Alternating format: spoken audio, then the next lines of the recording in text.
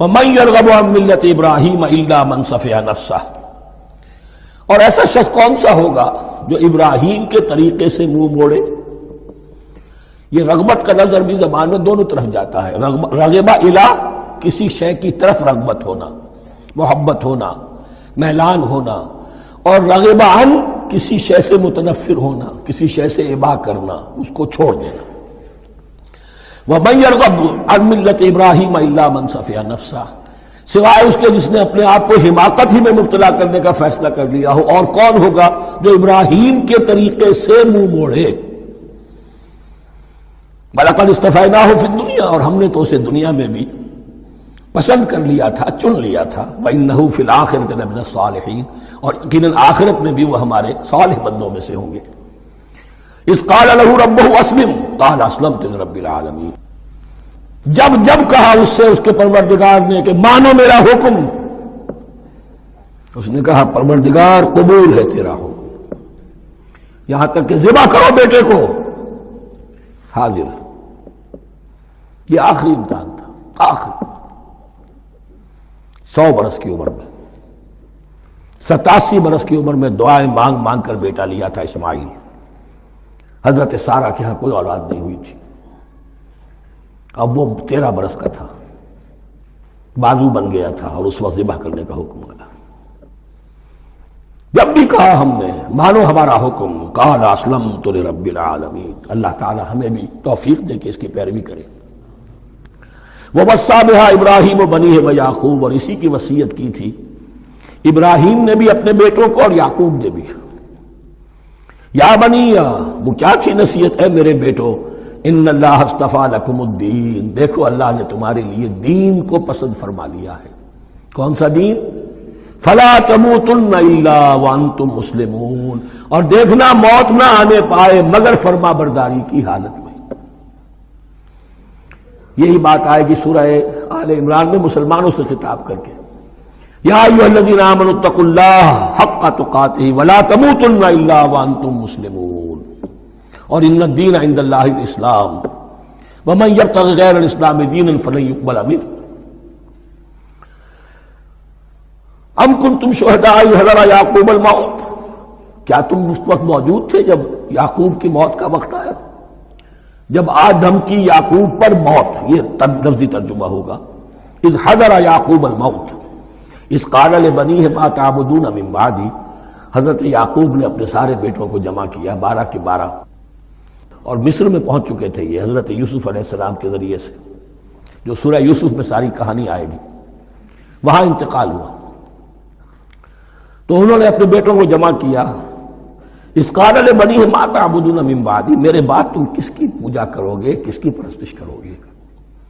یہ بات نہیں تھی کہ انہیں معلوم نہیں تھا، لیکن یہ کہ ایک میثاق، قول و قرار اور پختہ کرنے کے لیے۔ قالوا نعبد الہک و الہ آبائک ابراہیم و اسماعیل و اسحاق، اور کہا کہ ہم پوجیں گے، بندگی کریں گے، پرستش کریں گے آپ کے معبود کی اور آپ کے آبا ابراہیم، اسماعیل اور اسحاق کے معبود کی، اور یہ کوئی مختلف معبود نہیں، یہ الہ واحدہ، وہ تو ایک ہی الہ ہے۔ وَنَحْنُ لَهُ مُسْلِمُونَ، ہم اس کے لیے، اس کے سامنے سر جھکاتے ہیں، اسی کی فرما برداری کا اقرار کرتے ہیں۔ تِلْكَ أُمَّةٌ قَدْ خَلَتْ، یہ آیت 2 مرتبہ آئے گی اسی رکوع میں۔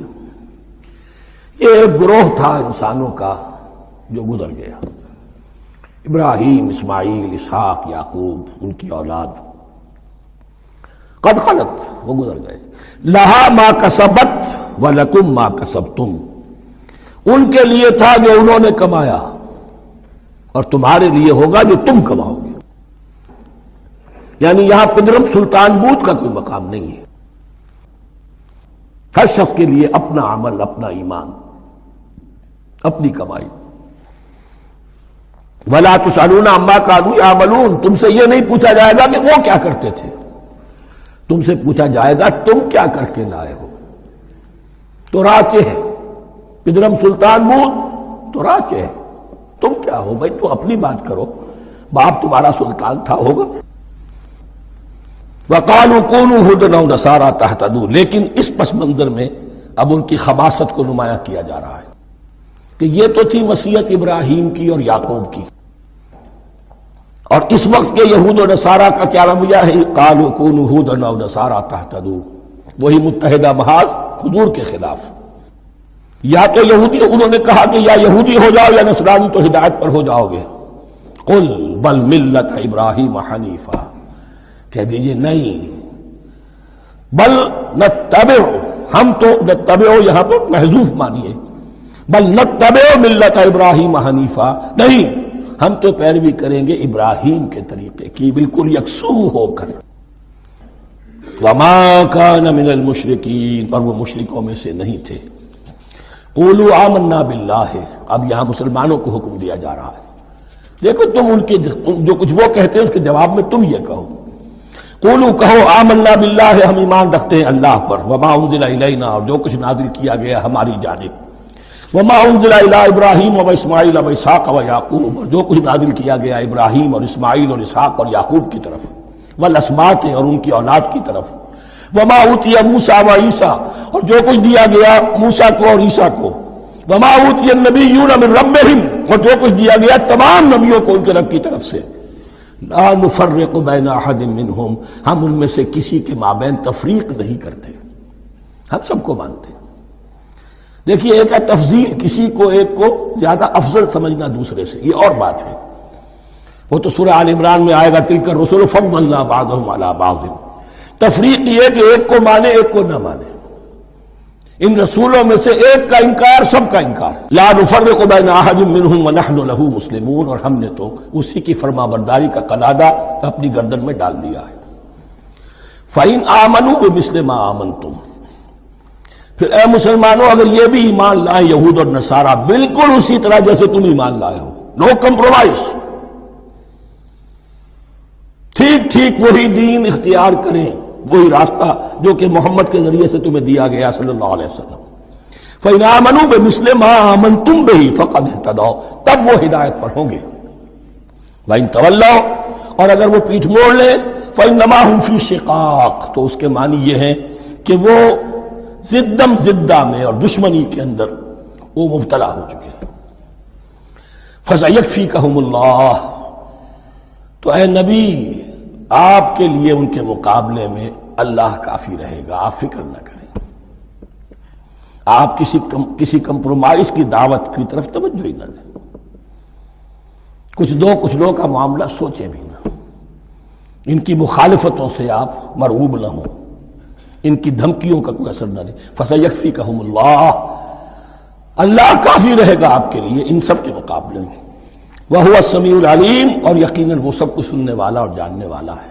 ایسا نہیں ہے کہ اسے معلوم نہ ہو کہ آپ اس وقت کن حالات میں ہیں، کیسی مشکلات میں ہیں، کس طرح کی نازک صورتحال دن بدن جو ہے شکل بدل رہی ہے، لیکن آپ قائم ہیں۔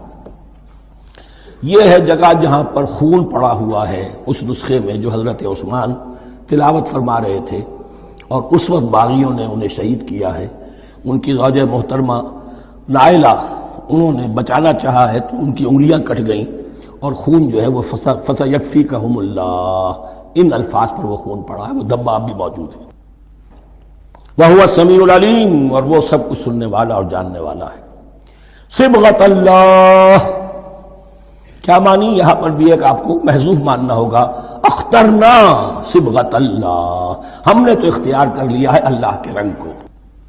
وَمَنْ أَحْسَنُ مِنَ اللَّهِ صِبْغَةً وَنَحْنُ لَهُ عَابِدُونَ، اور اللہ سے بہتر رنگ کس کا ہوگا، اور ہم تو بس اسی کی بندگی، اسی کی پرستش کرنے والے ہیں۔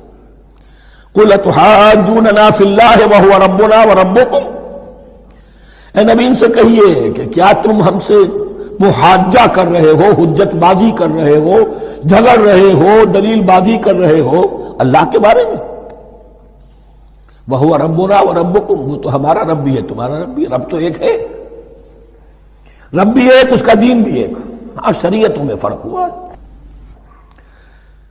قُلْ أَتُحَاجُّونَنَا فِي اللَّهِ وَهُوَ رَبُّنَا وَرَبُّكُمْ وَلَنَا أَعْمَالُنَا وَلَكُمْ أَعْمَالُكُمْ، رب تو ہمارا بھی وہ تمہارا بھی وہ، البتہ ہمارے لیے ہوں گے ہمارے عمل، تمہارے لیے ہوں گے تمہارے عمل۔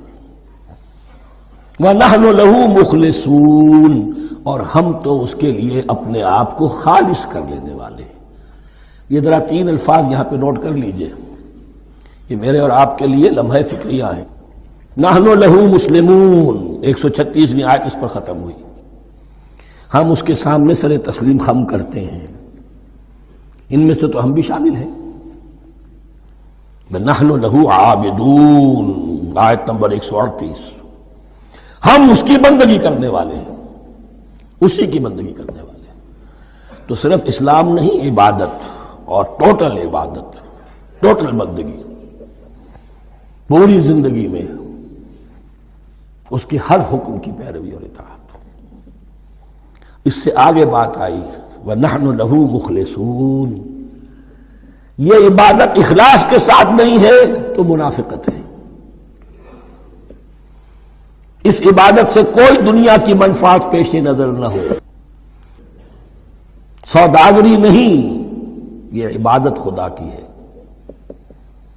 دنیا بنانا، دنیا کمانا، دین کو ذریعہ بنانا، اس سے بڑا، اس سے بڑی اور اس سے گری ہوئی کوئی حرکت نہیں۔ اخلاص، حضور نے فرمایا من صلی یرائی فقط اشرکا ومن صام یرائی فقط اشرکا ومن تصدق یرائی فقط اشرکا، جس نے نماز پڑھی دکھاوے کے لیے اس نے شرک کیا، جس نے روزہ رکھا دکھاوے کے لیے اس نے شرک کیا، اور جس نے صدقہ خیرات دیا دکھاوے کے لیے اس نے شرک کیا۔ وَنَحْنُ لَهُ مُخْلِصُونَ، نحن له مسلمون، نحن له عابدون، نحن له مخلصون۔ اللهم ربنا اجعلنا منهم، اللهم ربنا اجعلنا منهم۔ ام تقولون ان ابراہیم واسماعیل واسحاق ویعقوب والاسباط كانوا هودا او نصارا، کیا تمہارا کہنا یہ ہے کہ ابراہیم اور اسماعیل اور اسحاق اور یعقوب اور ان کی اولاد یہودی تھے یا نصرانی تھے؟ تم جو کہتے ہو کہ یا یہودی ہو جاؤ یا نصرانی تب ہدایت پاؤ گے، تو ابراہیم یہودی تھے یا نصرانی؟ اور اسحاق اور یعقوب اور یوسف اور موسیٰ اور عیسیٰ یہ کون تھے؟ یہی بات آج مسلمانوں کو سوچنی چاہیے۔ محمد الرسول اللہ اور ان کے اصحاب دیوبندی تھے یا بریلوی تھے یا اہل حدیث تھے یا شیعہ تھے یا سنی تھے؟ ان تقسیموں سے اوپر ہونے کی ضرورت ہے۔ اللہ کے ساتھ اخلاص کا تقاضا یہ ہے، ٹھیک ہے ایک فقہی مسلک کے اعتبار سے ایک شخص کسی مسلک کی پیروی کر رہا ہے، لیکن اپنے آپ کو اس سے آئیڈینٹیفائی کرانا اور اس مسلک کو مقدم رکھنا دین پر، اور اس مسلک ہی کے لیے محنت اور مشقت اور بھاگ دوڑ تبلیغ ہو رہی ہے اسی کی، یہ چیز بالکل اس اصل حقیقت کے خلاف ہے کہ جو اللہ کے دین نے ہمیں سکھائی۔